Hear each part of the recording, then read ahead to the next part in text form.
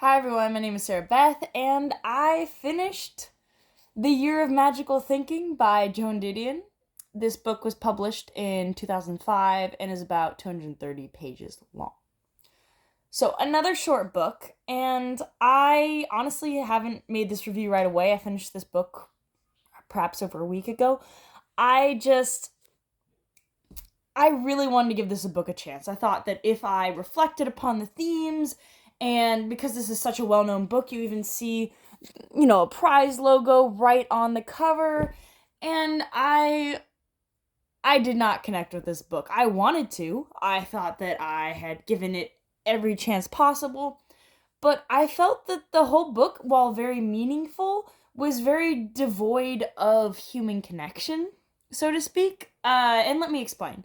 So this is actually a memoir of sorts by Joan Didion, and it follows her during a year in which her husband passed away, and her sister is deathly her daughter is deathly ill, and it definitely has a lot about grief and reminiscing and understanding how like the passage of time affects people who are in mourning differently. For instance, Joan Didion, she definitely didn't feel like she had the ability to grieve because her daughter was so deathly ill during the time in which her husband passed away, just constantly in the hospital. People weren't sure she was going to survive, and having multiple fake outs in which her daughter was on the mend, was doing good, and then all of a sudden is winding up back in the hospital because her brain is bleeding and she might die, or has a massive infection. Just obviously this is real life, so I'm not going to say anything against the plot of that, which I don't believe there's a problem with that. Once again, this is also just real life. These things do happen to people. But Joan Didion just, I feel like she thought that everybody reading this book would know her life and know who she is, because she's constantly name dropping people that I don't know. She's constantly quoting other works, in which I'm thinking, this might be a controversial opinion, but honestly, I don't like it when my books quote a lot, unless, of course, it's like, let's say it's an intellectual text and they're giving you somebody's quote, like let's say an interviewer is talking to somebody, or you need to have a percentage or data point. That makes sense to me.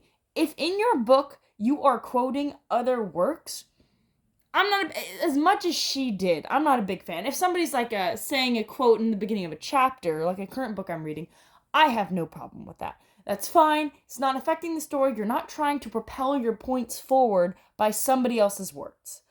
No problem with that. But it's just there was one point in the book where I was just happy for the fact that I had read The Magic Mountain. Okay, it's not right there, but it has been in the past. I have The Magic Mountain somewhere on this shelf, but let me just say, that book is, she mentioned it as this great mecca of how grief should be felt because of this one shopkeeper, like this one line of dialogue on the shopkeeper, in which I don't remember that book very fondly. I remember that there are some really beautiful passages, like the one that she quoted, not anything she wrote, but something that she quoted.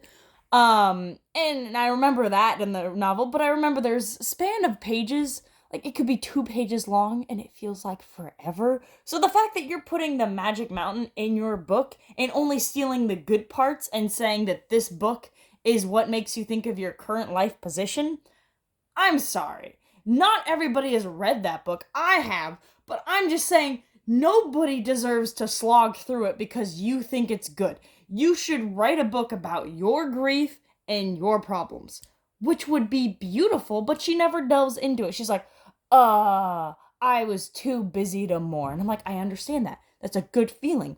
Please expand upon that.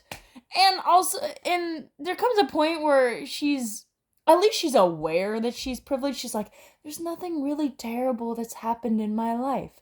And I'm thinking, wow, good for you. You're not relatable at all.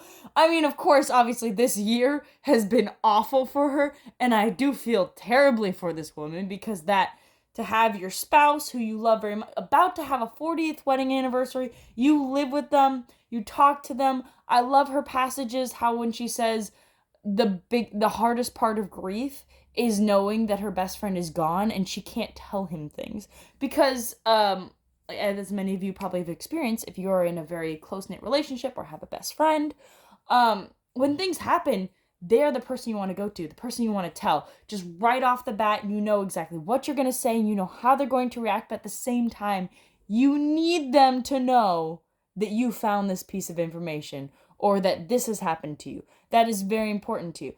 And that's real emotion. I wish the book was made up of that. I honestly, this might be terrible, but I honestly believe that this book has such notoriety because she's just such a big name in the book industry, because I read the book, I gave it time to simmer in my mind, and I still can't really fathom as to why it's so well revered. And maybe please comment below, tell me why I'm wrong, but personally I could not connect to her. I wanted to. I understand that this kind of life experience is a lot to handle, but I don't feel like she expressed it well. I feel like she tried to use other people's words and thoughts. And also the constant name drop. I don't know her life. She's assuming that I know her life. I do not know all these people she's trying to tell me about. She's like, "Oh, remember when we went on vacation with these people?" And I go, "No, I do not. I was not told that I'm supposed to read and know every aspect of your life before reading this. Maybe that's on me. Maybe I should have read her other works. But this is what I was presented with." Anyway, I'm gonna be honest. Yeah, not a recommendation. Not for me. I think that a really good how to put it, a meditation on dying is Tuesdays with Morrie. I loved that memoir. I hope to one day read The Five People You Meet in Heaven. It is on my list. It will come one day. But until then, thanks for watching and have a good one.